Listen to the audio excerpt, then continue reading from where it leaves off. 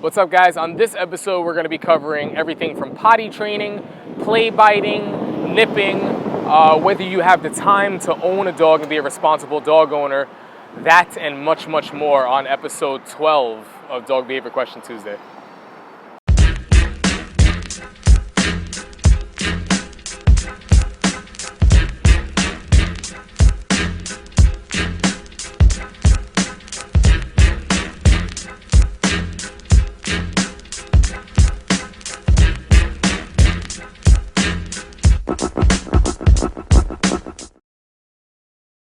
What's up, guys? This is Blake Rodriguez with Dream Come True Canine, and this is episode 12 of Dog Behavior Question Tuesday. It's our last episode before I head over to St. Louis for IACP conference. I have these guys with me today. We have Soko, we have Mai. If you remember her, she was the anxious girl from, what episode was that? Episode 9? I think episode 9, where she was up and down, and you got to see she's further along in her program, much different. We got Samson, and then we got one of our newer guys, Seamus, some of the guys back at the training center, but these are the guys who are in a pretty good place overall. Pretty hot out here, last push of summer. What we're going to do is get this episode in, then I'm heading to IACP conference in St. Louis, where I see a lot of you guys there, and I'll be back here Sunday evening, Monday. So what we're going to do for these questions is we're going to pair any questions that are similar, as well as start from the bottom and work our way up. For those of you that have been sending inquiries and questions elsewhere through Facebook and YouTube and emails and stuff, just so you know, in order to get them answered on this episode, you must ask them through our Instagram channel. So our Instagram channel is Dream Come True Canine, and what we'll do is we'll answer it through there. So that's what I'm looking at right now. First one is going to be from Le Doggy Cafe.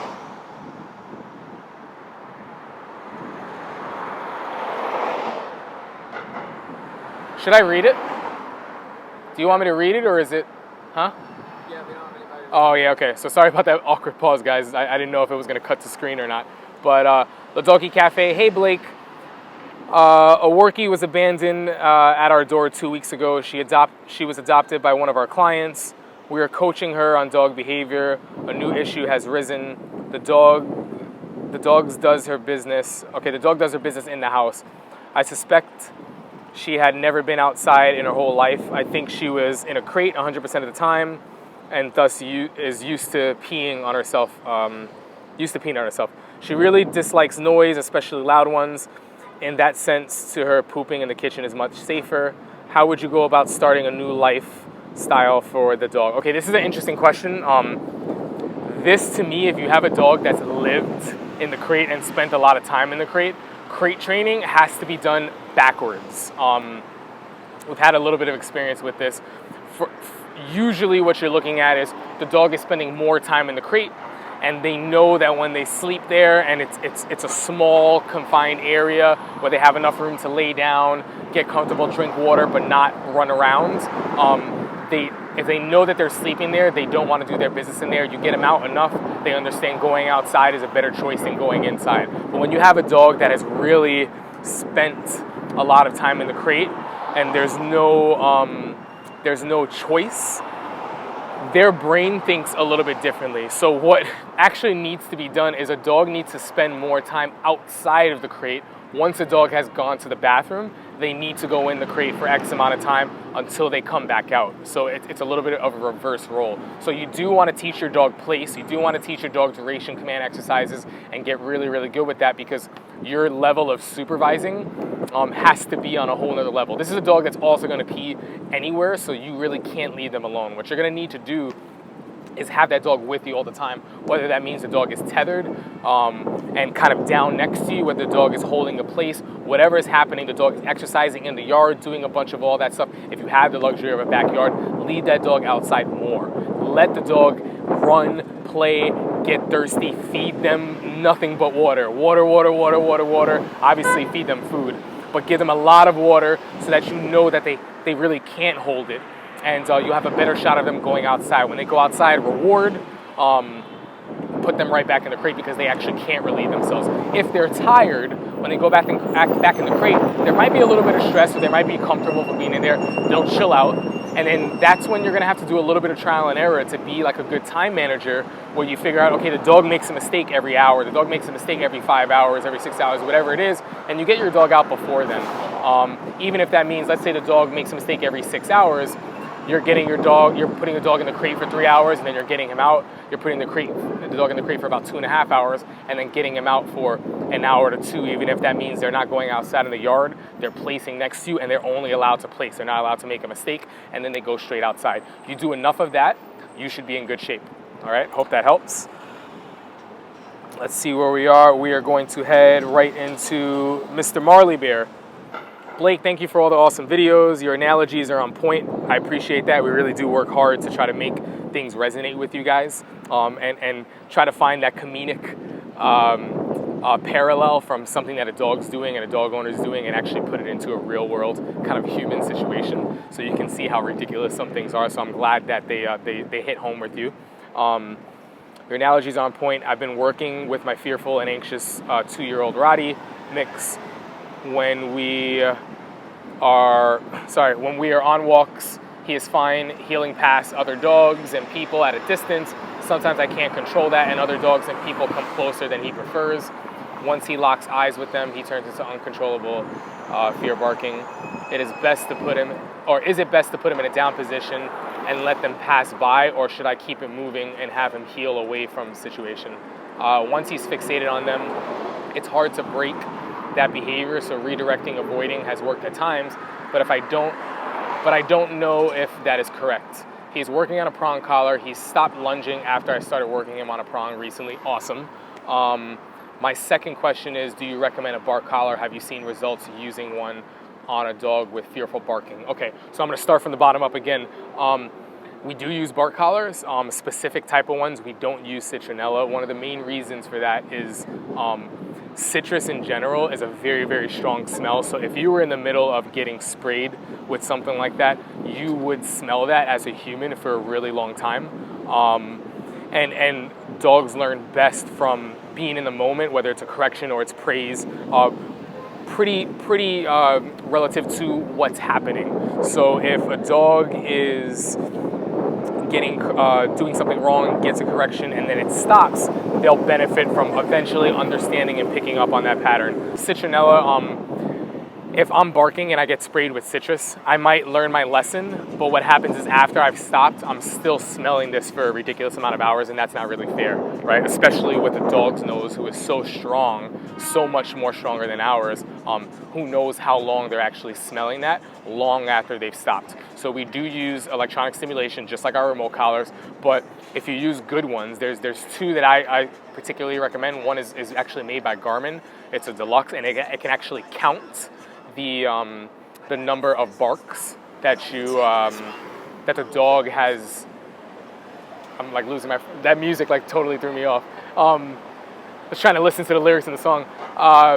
It'll count the amount of barks, so if you're gone, you can know what's going on. As far as using it for the way you're thinking about, like while on a walk, I personally don't recommend it, because a lot of these collars are based on vibration, the good ones anyway, and if you're using correction and the chain is hitting that, it might trigger and be set off the wrong way.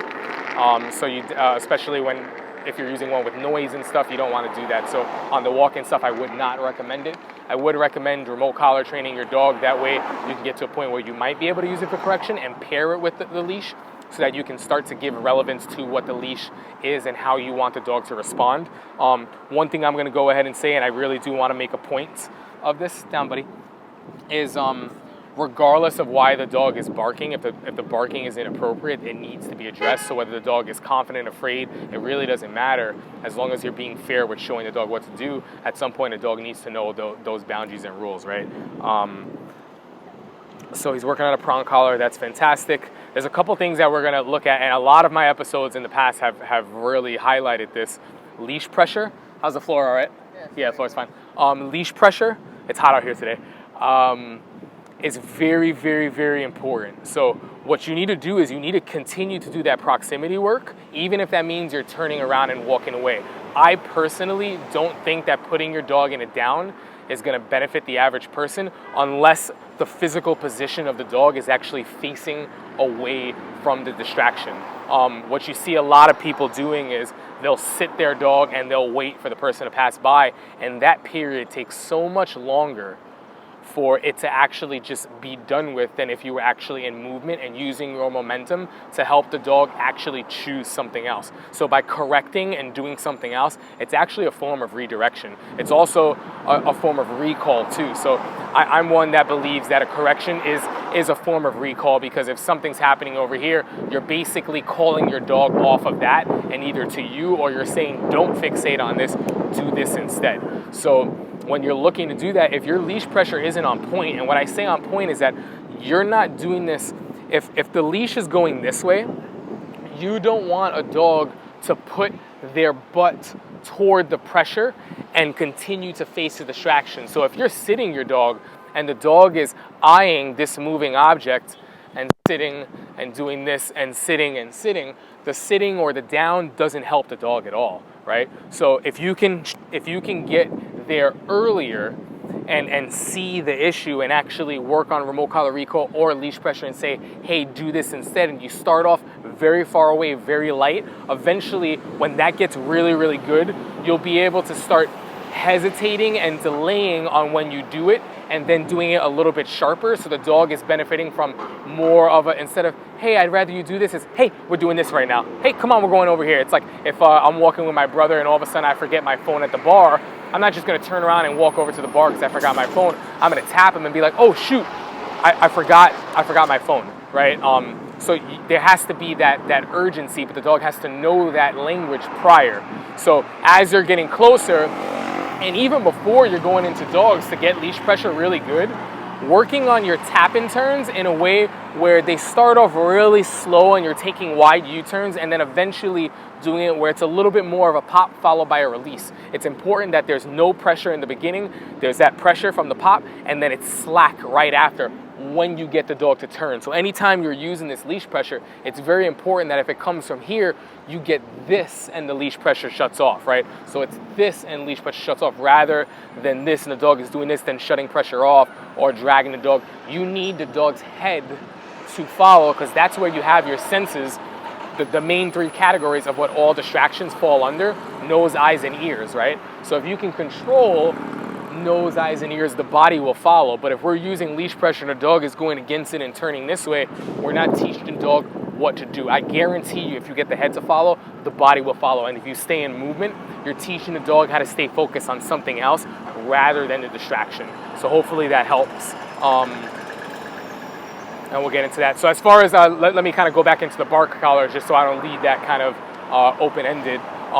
We tend to use it a lot with dogs that go in their crates, that need rest, that need to learn how to be away from us when we're not there to supervise. So what we do is we call it the babysitter. The babysitter is basically what's going to implement the rules that you normally would have implemented when you're not there. The cool thing about the Garmin bark collar is that when you shut it off, it actually counts the amount of barks that went on, so you can track progression. What we do is we actually start on the lowest level. The Garmin that we use has 7 levels. We start on the lowest levels, and for 12 to 24 hours, we let a dog see what that feels like. 9 out of 10 dogs, it's not enough, or I'd say 99 out of 100 dogs, it's not enough to shut them up. And that's not the goal. It's enough for them to feel it and continue going through their thing. So when they finally stop, they go, that's interesting. This went off when I was barking. It stopped when I stopped. And after 12 to 24 hours, if that's not doing the trick, you bump up a level and you do the same thing so the dog has time to actually understand that they're in control of what they feel. And then you can actually track the progress so you can see. You don't want it to be super drastic. You want it to be a slow decline so the dog is kind of getting used to those things. Obviously, exercise and everything prior really helps because you do want to set the dog up for success. So that's that. Going to our next question here. Stay Steph and NL Serva, you guys have similar questions here. My huge 7-month-old German Shepherd has developed a habit of jumping on everyone when he greets people. How do I get him to stop? Oh, actually, that's jumping, so that's a little bit different. Down. Hey. This is a little bit different, so I apologize. That was wrong. How do you get him to stop? he doesn't jump on me, so I feel like I don't get those valuable training moments. First thing I'm going to say is you have it even better because you're in a position where he's jumping on everyone else.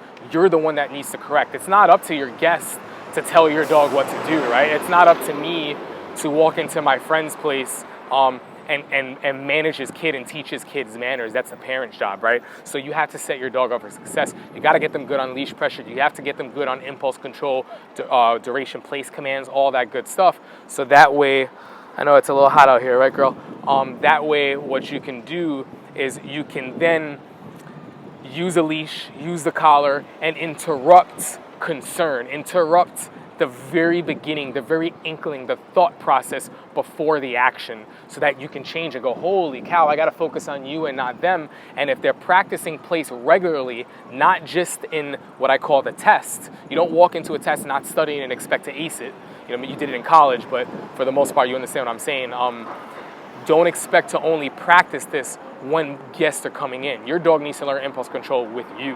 When you get up to go to the kitchen, dog holds a place. When you get up to go to the bathroom, don't let your dog follow you. I say this repeatedly on other episodes, you know. When you get up to do things, when you're preparing your dog's food bowl and he's in place over there, don't let your dog get up to chase you and then sit right in front of you in the kitchen for the food bowl. All those things are impulse control and actually opportunity to work on things on a lower level before you go to the next thing. So by thought process, it's almost like grandma with the cookie jar.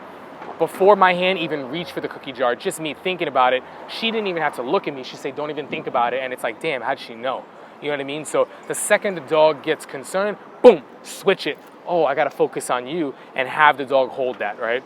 You have to get everything else better so your communication is easier for you to actually convey the message that you want in that situation, okay? At this point, your dog is old, 7 months old. It's still a puppy technically, but now's the time to teach it for sure. Do not treat it like a puppy anymore. And El Serva, yes, sorry, Blake. He used to do the puppy chewing and nipping, but now has adult teeth and he bites hands and feet and other body parts. I think it's mostly when he's bored, but we pay a lot of attention to him. That's more of the problem, and he gets a lot of activity.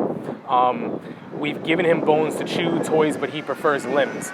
You're just substituting a bunch of things and not working on the mental state of mind. So if you're gonna give him things to chew on, awesome, you should be doing that, but you wanna reward the appropriate state of mind first. So again, ties into the last question, he has to know place, he has to understand he's not the center of attention. He can very much be included, but he has to learn how to be included. You have to give him attention appropriately, give him exercise, make sure he's active, but then when it's not his time, and he's begging and he's doing this, and because all it is it's an attention seeker. You know what I mean? A dog that's not respecting you. So if, like, I was in the middle of having a conversation with you guys invited me over, and my kids were nagging, dad, I'm not gonna be like, here's $100, go keep yourself entertained. Go keep yourself entertained. I'm gonna tell them, dude, like, chill out. Don't be rude. Be polite. Dad is talking with somebody.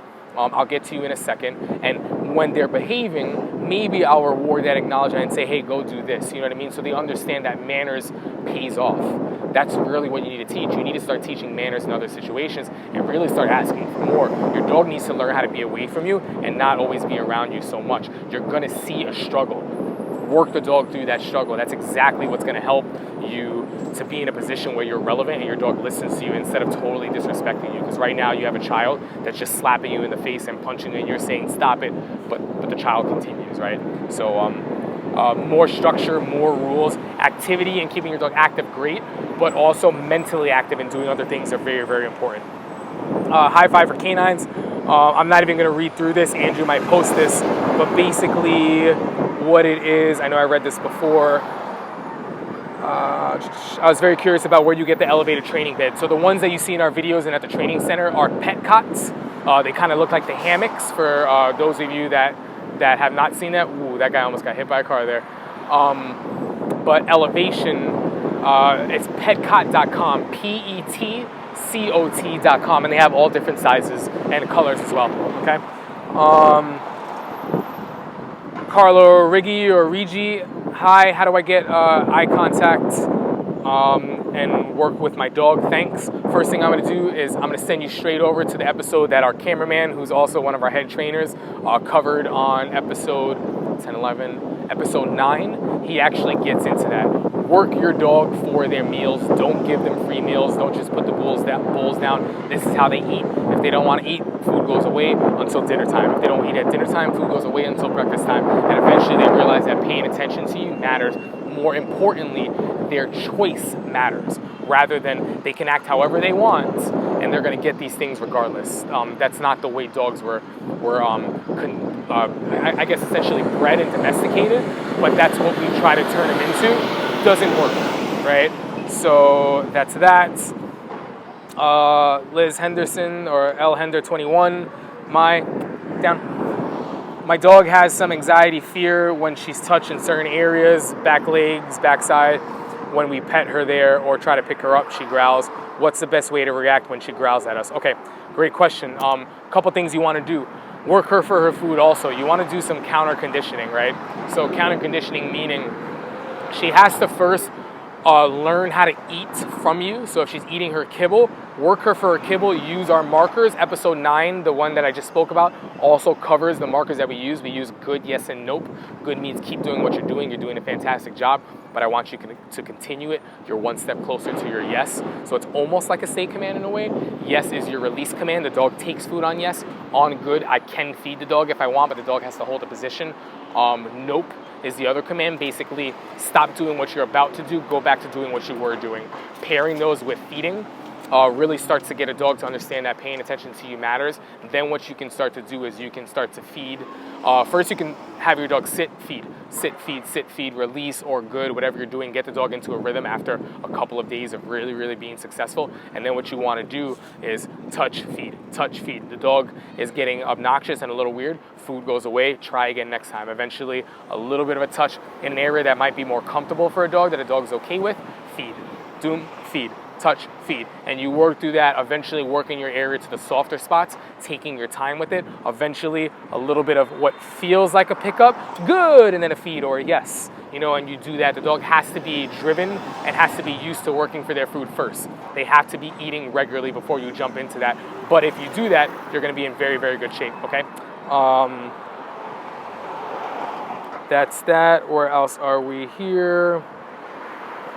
BL Cheng, hi Blake, my dog is fully remote trained, but is easily distracted on walks. What's the best way to redirect his focus onto me? He's extremely sensitive in this state, and it's hard to break his focus without reactivity. I'm a big fan, and I hope you'll be able to give me some pointers. First off, I see your engagement on Instagram, and I really, really appreciate it. Definitely noticed that, so thank you so much for that. Really appreciate it. Let's get into this question. I would say that sensitive is actually the opposite word. Your dog is not sensitive in those situations, and thus is really difficult to break, and we have to get your dog more sensitive on leash, right? More sensitive on remote. So instead of using it for correction pops and leash pops, try more pressure on, guiding the dog away than pressure off. Pressure on, maybe dialing up in levels and coming off so the dog understands it from a less stressed, anxious state. If you're going to town, popping, correcting, when the dog is like this, it could help to actually amplify and unintentionally reinforce the thing that you're trying to fix. So let me read this fully. And then if you're used to working your dog for food and you have a look command and stuff, you don't want to be holding a cookie to your eye and saying, watch me. The dog does need that correction. Before you get into that, practice your dog actually being able to walk away and have the head turned. That's the first step. Away from that, you're doing eye contact exercises. Down, buddy. Make sure you get a shot of this too, so we can actually use it for the next DBQ Tuesday post. Where's my guy Seamus? Everybody trying to hide in the shade. You guys are doing good. But that's what you need to do. Do that, and then do eye contact exercises separately where you're not trying to name it. You're getting this really, really good, and eventually you name it. We use the dog's name. So when I say the dog's name, boom, you get that eye contact. So eventually you can correct. You can say nope, and then you can say the dog's name, Willie. Pop. The dog looks at you good, and then you can turn away and continue to walk so the dog understands that paying attention to you is actually more important than whatever it is. Continue to use that recall, but try to get with the remote collar, but try to get a little bit more creative. Hey, a little bit more creative with how you're using it and less poppy, a little bit more calm and show the dog what to do, You can also do that on remote collar heels when the dog is a little bit ahead. Some people do this differently. I like to, if the dog is on my left hand and the dog is ahead, button comes on, not on a high correction level, low where I might be dialing up, and the head turns and comes into me. So it's almost this motion. Head comes in and comes behind me. When the dog gets here, pressure comes off, and I do that over and over and over again until I'm starting to get it without much pressure from the leash. Then eventually what I'm doing is I'm actually naming that heel or whatever close. Eventually the dog knows how to focus on me. So hopefully that helps, buddy. Last but not least, Sarah Paps, thinking about getting a puppy, but I work long hours. What would be the best option for a new puppy versus working owner? Okay, this is a great question. If you're getting a puppy, puppies are a lot of work, even if you have a backyard. The only reason I haven't gotten my second dog yet is because I know how much it takes. And I'm super busy with everything, with traveling, with all this. Even though I work with dogs for a living, I actually don't have the time right now. So I'm trying to be a responsible dog owner. As much as emotionally I just want to get it, I'm waiting until I'm a little bit better set up where I have the time to raise him from scratch, do things really, really right. I got a lot of experience. You guys all love my dog. You think he's a perfect dog. I did a lot of things wrong with him before I started doing things right, which I'm very grateful for because it put me in a position where I have the experience. But at the same time, having learned all these things, there's a lot of things that I'm looking forward to when I get my puppy, but I know it's going to take a lot of work, and I want to make sure I have the time rather than just kind of brushing that off onto other responsibilities or things. So wait till you have the time, especially if you're getting a puppy. And of course, I'm here to help you. I know you personally. Definitely want to help, but wait until you and Malcolm are really, really set up, and you guys will be all set, all right?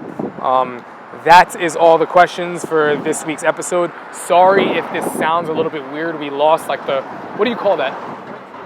We lost the windscreen for the mic here, so you might hear a little bit of wind. I apologize. We're going to buy a couple new ones, and we'll be sounding crisp and fresh for the next episode, I assure you. That is that. All right, guys, take care.